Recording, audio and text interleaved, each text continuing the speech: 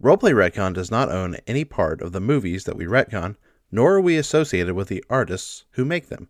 Also, we're going to say a lot of weird and possibly dirty things, and maybe your kids don't need to hear that. The soundtrack for this series features Keegan Church. Find them at keeganchurch.bandcamp.com or wherever you get music online.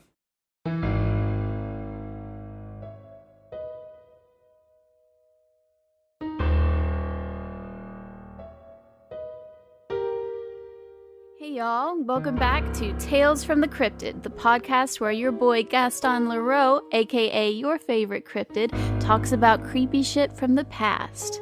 So here we are in another episode of The Phantom of the Opera. Previously on Tales from the Cryptid, we began our journey to prove that the opera ghost at the Opera Garnier was real.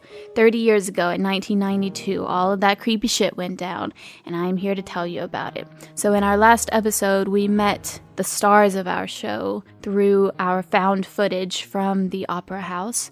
And the stars from our show were Christine Daae, our young ingenue who has mysteriously found her name underneath La Carlotta, the diva of the opera house, for understudy. Now, La Carlotta was sick on the day of this grand performance, the night of the manager's retirement, and lo and behold, no one else was there to take her place other than Christine Daae.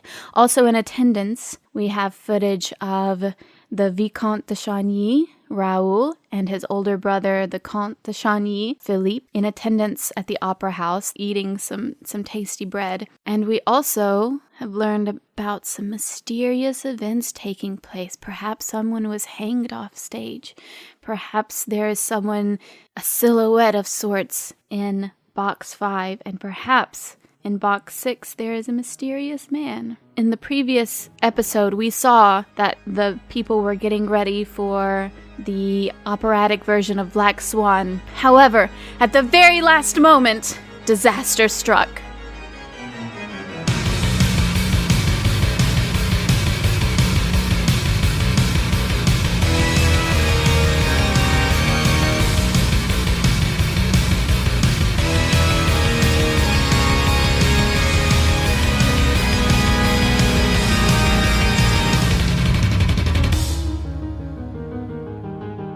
You are getting ready for your big performance. You are getting all of your feathers attached and glued to your body. Meg is helping you out with that.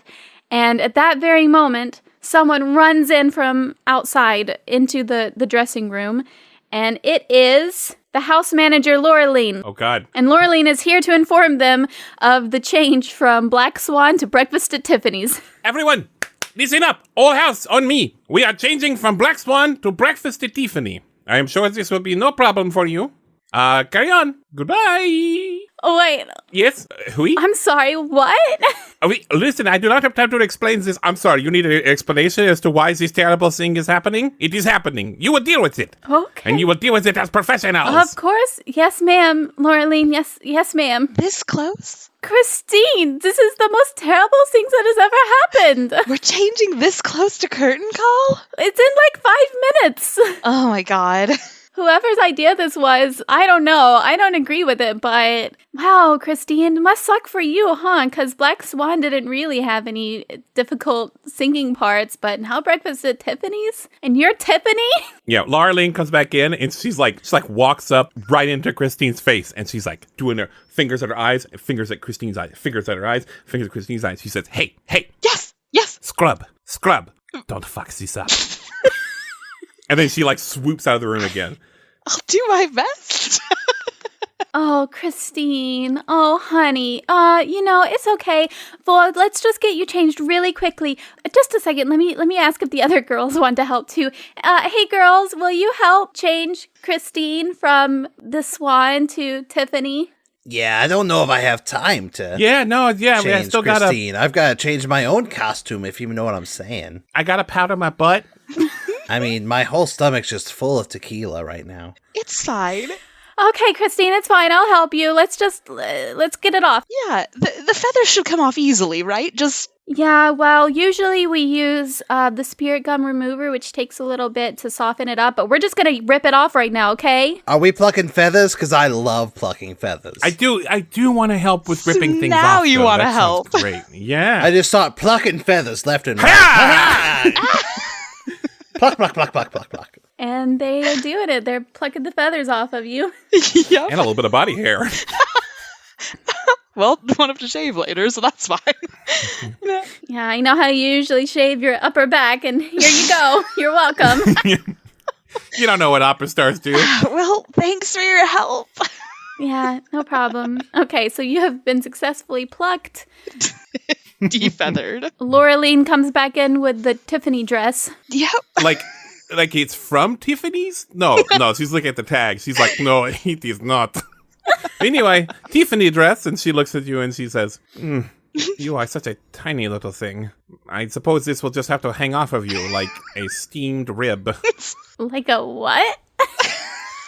I am sorry. French is not my first language, as you can hear. Okay. Meg helps put it on you, and she says, I mean, you're so pretty, Christine. You are so pretty. Thank you, Meg. It means a lot that you believe in me. I do believe that you're pretty, and I believe that you're a good dancer. Unfortunately, this one doesn't really have any big dance numbers for Tiffany, so you can't really show that off. But you can show off how pretty you are, even if the costume doesn't fit right. I know. It's a lot. Why do you think they changed at the last minute? Laureline comes in and she's like, I forgot these. I almost forgot these. We got you this Tiffany mask just to make sure, this whole upstairs situation doesn't mess up anything. Here you go. All right. And she leaves again. And then my character rushes in like, oh, let me see that mask. I want to try it on. And then she trips and breaks the mask into a million pieces. Alex, we promised we wouldn't do this, and we've done it. My character has to be able to see her face. Yeah, it's true. If you cover it with a mask, I can't see her face. It's one thing that could happen is Jitsi could just cut all of that. And no, it's in now. And the mask breaks into a million pieces, and Meg just kind of looks down at it and looks back up at Christine and says, it's okay because you're so pretty. And honestly, the makeup that we had on you before, it really works for this character. I don't think we need to change it. The Black Swan makeup? Well, maybe we should get rid of the beak. Yeah, maybe. Okay, all right. We could put the mask back together with spirit glue, maybe? No. Let's just do this. Okay. And she starts vigorously rubbing your face with a makeup wipe because it's 1992 and that's what they did. Mm-hmm. Yep. It's fine, sweetie. Don't worry about it. We'll get it off. Can someone please do her hair? All right. I got a hair. Don't worry about it. What are we doing? Are we going up? Are we going up? Are we going down? We covering the shoulders? Up. Just a top bun. A top bun. All right. Yeah. I can bun like you wouldn't believe. They call me Debbie Buns. What? Do they?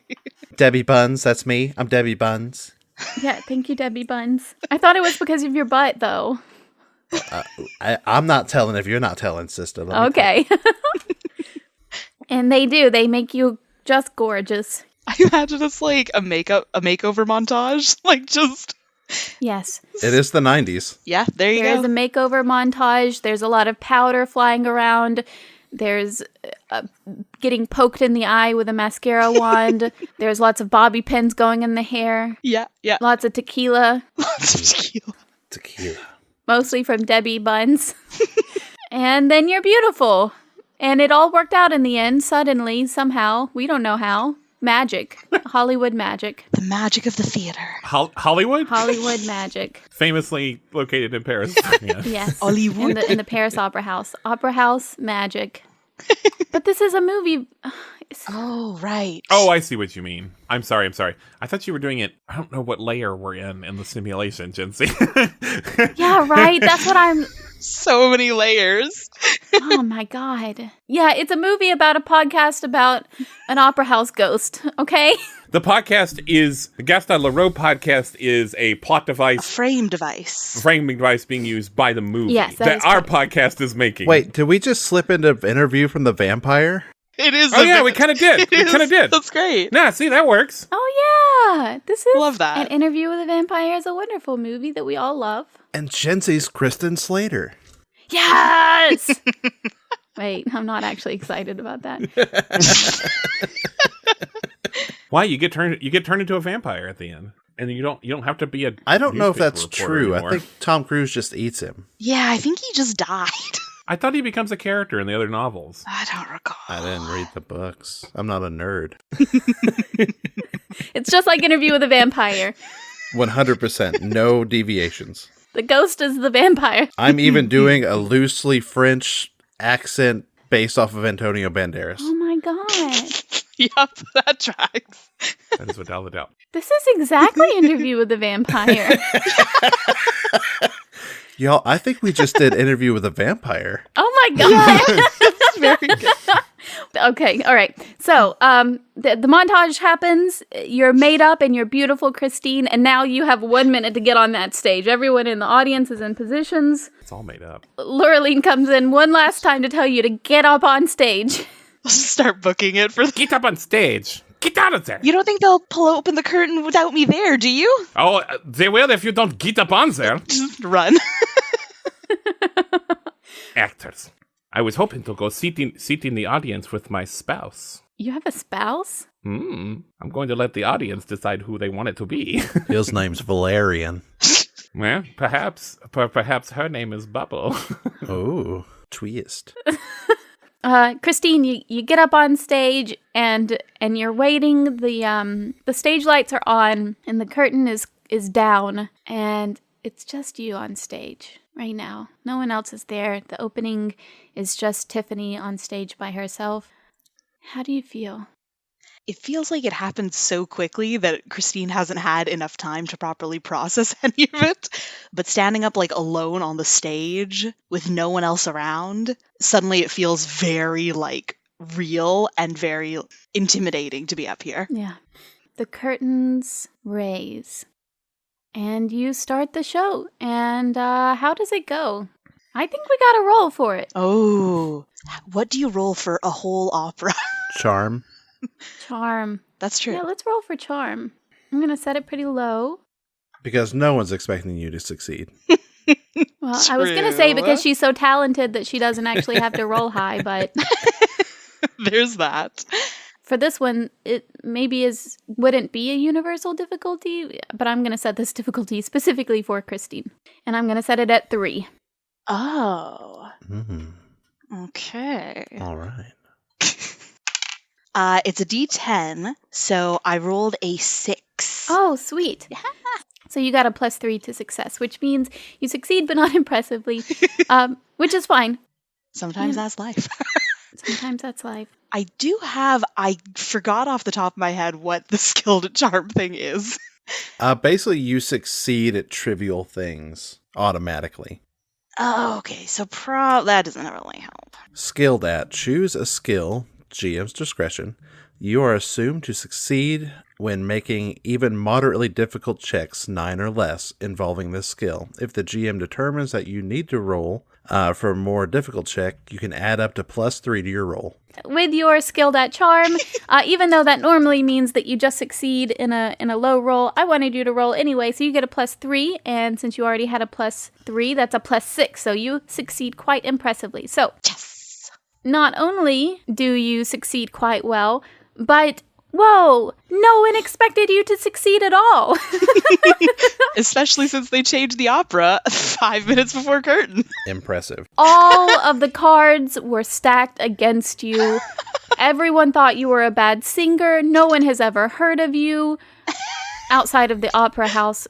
And even the people in the opera house have barely heard of you. All they know is that you're one of the good dancers. Yeah. They had you go on stage the day of the performance. And not only that, they changed the opera 5 minutes before to one that probably you've barely rehearsed. You've rehearsed it, but probably barely. Yeah. Not as much as Swan Lake or Black Swan or whatever. Swan Lake. Black Swan Lake. During the opera itself, there is a beautiful solo for Tiffany where she sings this beautiful song. And what song is it that Tiffany sings? Moon river, wider than a mile, I'm crossing you in style someday. Oh, dream maker, you heart breaker, wherever you're going, I'm going your way. Two drifters off to see the world. There's such a lot of world to see. We're after the same rainbow's end, waiting round the bend, my huckleberry friend. Moon, river, and me. So you sing Moon River, and it is astoundingly beautiful. You could not hear even the sound of breathing in the whole audience. It's as if everyone has held their breath. And at the end of the performance, everyone just erupts into applause and cheers and standing ovation right in the middle of this performance, which is quite difficult with this crowd. Yeah. Because they're all sitting. Yes. I thought you were going to say because they're all French. And French people stand for nothing. You can quote me on that one. Oh my god. I don't know why. And among those in attendance are Raoul and Philippe. Raoul, how do you feel? I feel like my heart is on fire. It is boiling over with the passion of 1,000 doves. Yeah, and Philippe is also quite excited about this. And he looks over at you, Raoul, and he says, "Oh, she's pretty good, yeah?" Oui, she is very good. I feel you could say that the world has come between us, that our lives have come between us. But I know that you just don't care. Yeah, that was really profound, Raoul. Did you get that from somewhere? I get it from Wikipedia. Nice. That's Wikipedia didn't exist in 92. Did that song exist in 92? No. I think I saw it in a movie. Dang it. But the movie is being made in the 2022, maybe? Yeah, it's 2022. Ah, poop. The song came out in 95. Oh. Well, it's just, the audience is never going to know, and that's just going to be one of those things where someone on IMDb later is going to be like, this movie has a historical incongruity because this song... This song didn't come out until 1995, and the movie's supposed to be set in 92. Listen, Breakfast at Tiffany's came out in like the 50s or something, and I think 60s. I remember the film. And as I recall, I think we both kind of liked it. Oh my god. Look, if Stranger Things get away with it, we can get away with it. Historical incongruities. Okay, yeah, we're just gonna leave that in the final cut of the film. Yeah, that's very profound, brother. Brother. Yes, yes, that's, yeah, the movie. I also really liked the movie too, brother. I've lost my accent. I'm trying so hard. I don't know if you had an accent last time. I think I did for Philippe, didn't I? Someone is going to be listening to these episodes back to back, and they're going to be like, what has happened between these 2 episodes? What, they've just fallen all apart. The continuity editor is going to be fired for sure. Yeah, this movie is just a mess. It's going to come out, and people are going to be like, what? I remember you had like kind of a deep voice for him, but I don't thought remember that doing I this. had a French accent. A French accent? A French. A French. French. French. French. What? And while Philippe and Raoul are talking about this beautiful performance and how it reminds them of a movie that they kind of liked, what is going on in box 6? I enjoyed it. I kind of, but I just go, And I look over at box 5. I'm trying once again to make out his shape, but I don't think I can see anything. I just muttered to myself, I bet that got your attention. Oh. Snake? Snake! It's actually the Roland voice I never It sounded got to like use. Roland. I was about to say that sounded like Roland. Roland and Snake are extremely similar characters. Oh, really? Yeah, almost the They same both guy. love cardboard boxes.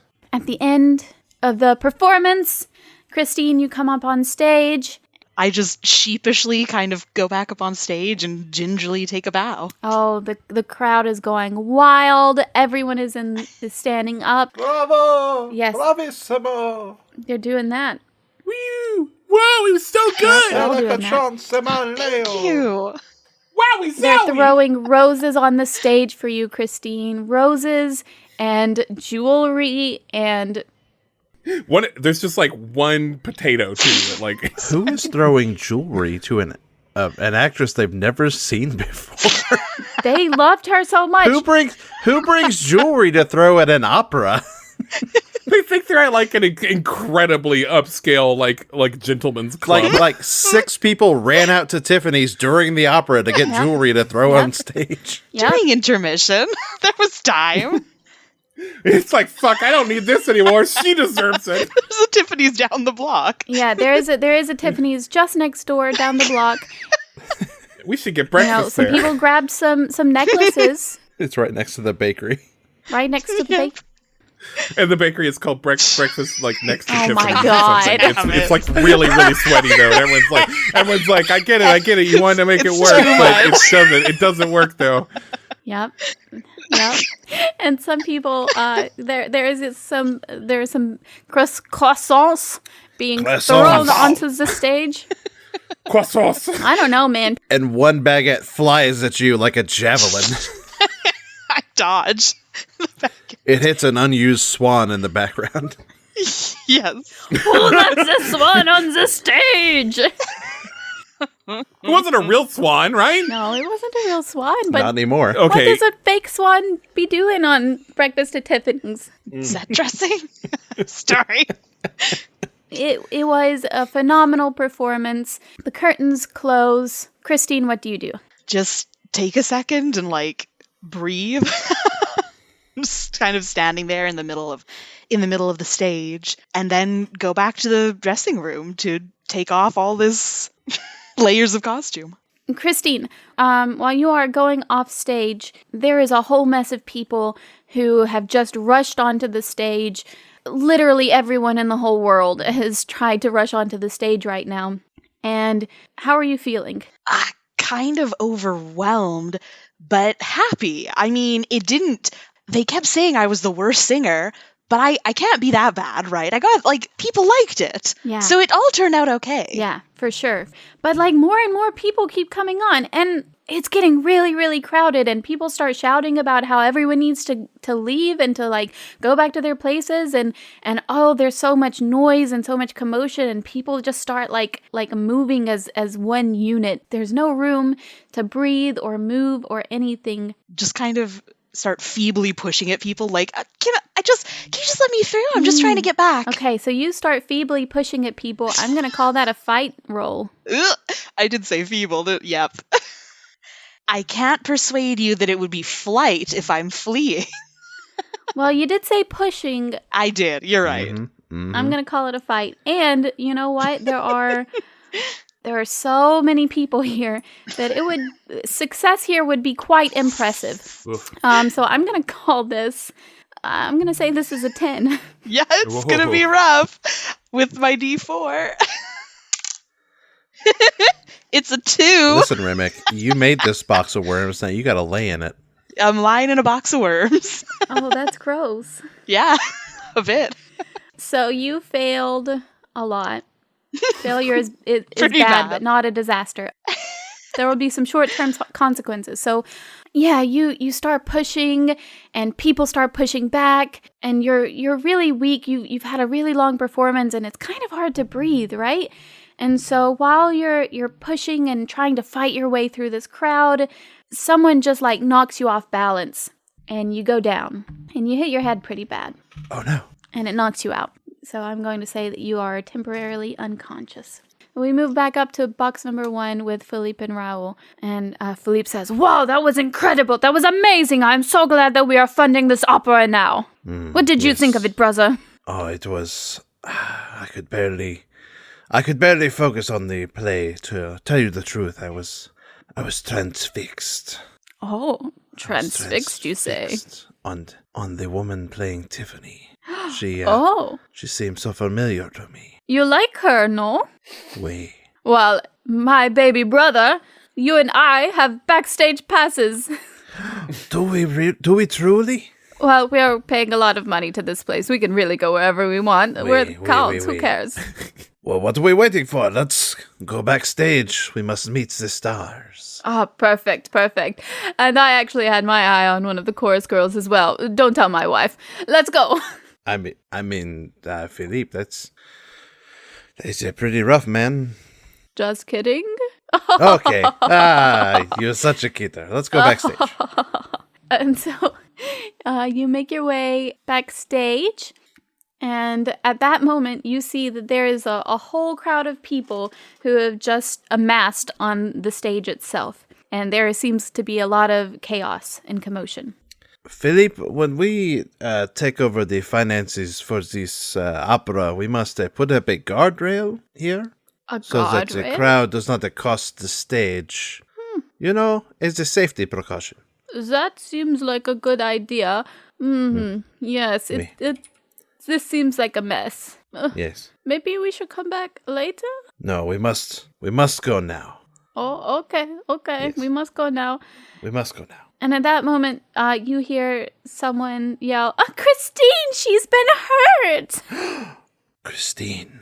And a flood of memories shoots through my brain. Oh my gosh, like what? Like a memory of us being children Oh my gosh. in the northern parts of France. Oh my Even gosh. further north than Paris. Oh my gosh. So these memories flood back to you. Your brother looks at you and says, Raoul, are you okay? It's like I've been hit by the ghost of Christmas past. Okay, that's weird, but okay. Maybe we should, I don't know. No, Come back. I must go to her. I leave Philippe. I run. Oh, you run. I run. And you run over, and people are starting to clear out now. They're trying to make a circle around this woman who has collapsed in the middle. Mm-hmm. And you make your way through. The crowd is softening up a bit, so you don't have to like fight your way through or anything. And then there, in the middle of the circle, is Christine Daae, who you remember from the north of France, even do farther remember her. north than Paris when you were children. We were children in the north of France. Yes. Further north than Paris. Yes. And I go to her and I kneel. She's unconscious. Doctor! We need a doctor! Someone has gone for the doctor. I think he's going to her dressing room. Quick. I pick up Christine and I take her to her dressing room. Do a brawn roll. Okay. Where's my brawn? My brawn is good. My brawn is sweet. My brawn is a 7. Oh, well, I didn't set the... Oh, okay. But it's okay. I was going to set it at a 4. Okay. My brawn is a D12 and I rolled a 7. All right, cool. So you succeed. Yeah, you do. You pick her up and you run with her to her dressing room. And in the dressing room, there are a bunch of chorus girls and a doctor and a nurse, and a bed has been laid out for her. I gently place her upon the bed. So while this is going on, the doctor, this is 1992, so the doctor doesn't like open some smelling salts or something, because that's not a thing people did in the 90s. I mean, it's still a thing. Yeah, Is probably. it still a thing? Yeah. And in France, I mean, come on. It's a little new agey. How but- advanced could they be? Oh my gosh. So Y'all, I have no problem with France in real life. I promise. I love French bread. the doctor props her feet up to get some blood flow to her brain, and he puts a compress on her forehead and opens up some smelling salts, and Christine comes to. What happened? And the doctor is Carlos Van Burke. Carlos Van Burke, Dr. Van Burke. He says, you just had a little bump on your head. Do not worry about it. We just need to make sure that you're not concussed. Can we please get everybody out of here? And the nurse starts trying to shoo people away, including you, Raoul. Please, allow me to stay. Why? Who are you? And I push past the nurse, and I go to a knee in front of Christine. Mademoiselle, I am the little boy who went into the river to save your pet duck from drowning when we were small children in the north of France. Clucky? My pet duck Clucky? I didn't know this was happening. Raoul, is that you? Oui, Christine, it is Raoul. How did you come to be here? I haven't seen you in years. I took an electric horse we call a car. It sounds fantastical. We just got some in France. Were you just watching the show? I was. Darling, your performance was extraordinary. It was beyond divine. It brought tears to my eyes. Raoul, thank you. That means so much. No. Thank you. And as you two are sharing this moment, Christine, you notice that the lights dim ever so slightly and maybe flicker a couple of times. Is there something wrong with the lights, or am I can't tell if I am concussed and... The doctor comes over to you and he looks at you and does the tests for concussity. He hits you on the knee with a little hammer. And he determines that no, I don't think you're concussed, mademoiselle. I think you will be just fine. I don't see any signs of concussion, but if you start feeling, a little sick or lightheaded or dizzy or something, you let us know. But I don't see any marks or any signs of damage, so I think you should be fine. Of course, thank you. Did anyone else see the lights flicker just then? I don't think so. Did you see them? I did not see any lights flicker, but I can go out and buy you some lights. I'll buy you 60 lamps, and you'll never see the light dim on your person, lest you wish it. That's very sweet. I don't know that we actually need 60 lights. And at that moment, the lights definitely dim quite a lot. And Raoul, I think you noticed it this time too. That time I definitely saw the lights dim. I saw it. I will send my brother out for the lamps. Well, thank you. I don't know what's going on, but I appreciate it. So the doctor is just like, do you need anything else, Christine? Can we go? No, I think I should be fine. Thank you. All right. And then he starts to leave and he says, excuse me, young man, I think you should leave too. This is the ladies' dressing room after all. Well, you are correct. I should not stay in a place of such vulnerability to you, mademoiselles. Christine, if you would meet me at any point, really, just I would love to see you again. Yes, no, it would be amazing to catch up again. I'd love to meet you. Can I get them digits? Well, you don't have cell phones, and she lives at the opera house. It's 1992. We do have a phone. There are Pagers. Phones. Yeah, at the opera house. She lives at the opera house. It's just I the would opera like house the phone. opera house phone number, please. Yes. All right, you work that out. Yeah. Write it down on a piece of paper. I will put a heart around it and keep it in my pocket. Yeah, I do so. Until we meet again, my dear Christine. Adieu. Yes, till next time. The doctor and the nurse leave the room, and they look back at you, Raoul, to see if you're leaving also. They're kind of giving you an arched eyebrow as they exit. Yes, I am going. And Raoul marches off to find Philippe. And he walks out. Raoul, as soon as you walk out, the door closes behind you, and you hear it lock immediately. It's very strange.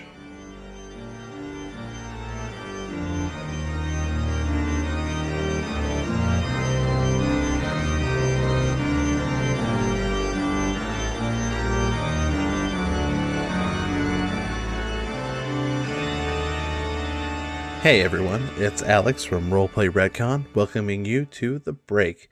We are just super happy to be hosting Tales from the Cryptid with Gaston Leroux. It is truly like no show I've ever heard before in my life. The star of that show being, of course, Remick, who has brought Christine to life. She's a game designer and an actual play performer. She's Rem of the Realm on most social media. She's also joining the cast of Abstract Adventures podcast, a weekly D&D podcast that just wrapped up its first season. And you can find all of her stuff at beacons.ai/Rem of the Realm. And you know we're going to put that in our episode description. The music for this particular series is by Keegan Church. If you haven't already, let me ask you to personally please join our Discord or our Patreon. Links to both of these can be found in the episode's description and on social media. Lots of cool people have a chill time just hanging out in our Discord, talking about, what kind of D&D archetype they are, or sharing their art, or talking about butts. It's a lot of cool, fun time. And on our Patreon, you can get access to deleted scenes, bloopers, and special bonus stuff made just especially for our patrons. Speaking of patrons, this episode is dedicated to one of our patrons, Rob Vincent / Mr. Universe.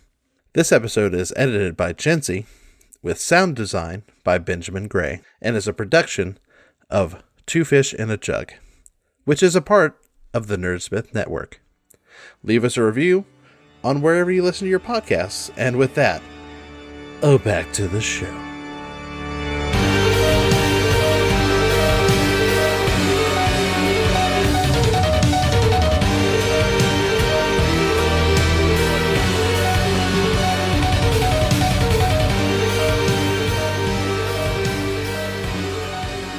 Moving back in time a little bit. So when the performance concludes and everybody is on their feet going crazy, what's going on in box number 6? He just watches. Okay. I think that since you are being so attentive, and since you're really trying to get something, I would say I am absorbing. Yes. Okay. All of your energy and concentration is on box number 5. You do see a shifting shadow, and maybe you do, maybe you don't hear the click of a door. Can I get to box 5 from here? You can open the door from box 6, and then the door to box 5 is right next to it. And there's a lot going on. In the audience there is, but Yeah. here in the boxes, not so much. Okay. Are there people around, though? Is anyone paying any attention to me? No one is paying any attention to you. I am just gonna walk over to the box. I've been afraid to do this, I think. I've been afraid to actually walk over to this box. But I'm actually gonna finally do it. So you open the door to box number 6, and you look over to box number 5, and you see a swooping motion. Swoop. Yes, going down the hallway from box number 5. And it's a person wearing like an opera cape, and they're swiftly walking down the hallway. I'm not going to go after them. Okay, so you go into box number 5. When you enter box number 5, how do you feel? There's this word. Gassy. I have to look it up. Is it gassy? It is not gassy. Is it philanthropic? God, I can't remember what it is.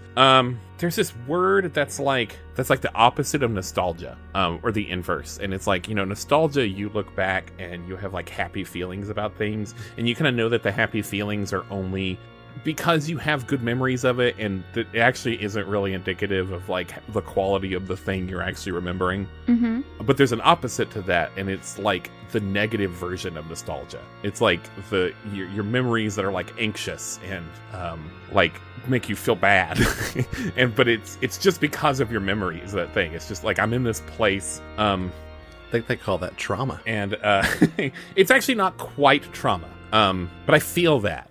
I feel an unease standing here, and I just kind of say, "You found a new project, haven't you?" You don't hear anything. I do look around. While you're looking around, what are you doing? Are you searching for something? I don't know, because I don't know what I'm looking for. Yeah, a clue, something. Okay, so you're looking around, you're searching for a clue, anything that will give you any kind of information about what's going on. And there's nothing really to roll for this. Maybe brains. Would it be brains? I got a few of those. You got a few Probably of a brain or two. Yeah, I'm gonna say, yeah, let's roll for it. I use a D12 for brains. That's good to know. I'm gonna say this is a 10. This is... Oof. Any kind of clue would be very well hidden. It would be very difficult to find any kind of clue. Okay, so I roll the D12, right? Yeah. And then it's just what's on the face of that, although I think I have a +1 to brains being an adult. Oh, yeah. But I rolled an 8, so I didn't do it. Oh, so close. Okay. Oh, so sorry. Time out. Christine, you failed a roll previously. Oh, yeah. And I forgot to remind you that this means that you get one of those token thingies. Adversity token. You get an adversity token for that. Ah, excellent. Yes, thank you. Patron, you have failed your roll. You receive an adversity token. Don't forget. But yeah, so you're looking around and you're trying really hard to find anything that might give you any kind of clue as to the goings on of this box. And you feel like you're so close. You have this sense about you that there's definitely something here. And if you could just figure it out, if you could just think of anything or just see anything, that you could find it, but you just don't this time. You just don't see anything, but you feel a sense of there is something there. I should have followed him. Back in the dressing room, Raoul has just exited and the door has shut and locked behind him. Christine, the lights dim quite heavily, and you hear a voice. And this is a voice, Christine, that you have grown accustomed to hearing, so you know who this is. And it says, Christine, how dare you? How dare you talk to that peasant out there? Who is he? I'm sorry. I knew him as a child. Just an old friend. It seemed like more than an old friend to me, Christine. We were children together. We just grew up. We saw each other sometimes. On holidays. Christine, do you not care about the music? Do you not care about your voice, the song, everything I have done for you? No, of course I care. Everything you've done for me is more than I could ever ask for. Christine, when I put your name on that paper underneath La Carlotta, when I made sure La Carlotta was not here today, I did all of that for you. I did that for you, Christine. Do you not care about me? Of course I care. Do you not care about dedicating all of your time to the music, Christine? Of course. Would you rather be alone for the rest of your life, Christine? Alone and no one cares for you, no one knows who you are? I will leave you, Christine. No, of course I don't want that. What happened? What did you do to Carlotta? Oh, don't worry about that. She's fine. She's just a little under the weather right now. Christine, one of your greatest fears is being alone. Yes. So when he threatens to leave you and to leave you alone, what do you do? The last thing in the world that Christine wants would be to be abandoned or left alone. And I think even, the threat about Carlotta, the threat about Raoul, none of that really matters. Just kind of clinging to this lifeline. Do you want me to leave you, Christine? No. Back where I found you? No. Your father has just died, and he sent me to you, Christine. I am your angel, but I can leave you. If you do not care about me, if you do not care about the music, I can leave you. No. No, of course I care about the music. That's all I care about. Christine, never see him again. Promise me. I promise. And at that moment, you see across from you the mirror to the dressing room kind of opens like a secret doorway. And on the other side stands a man in a mask.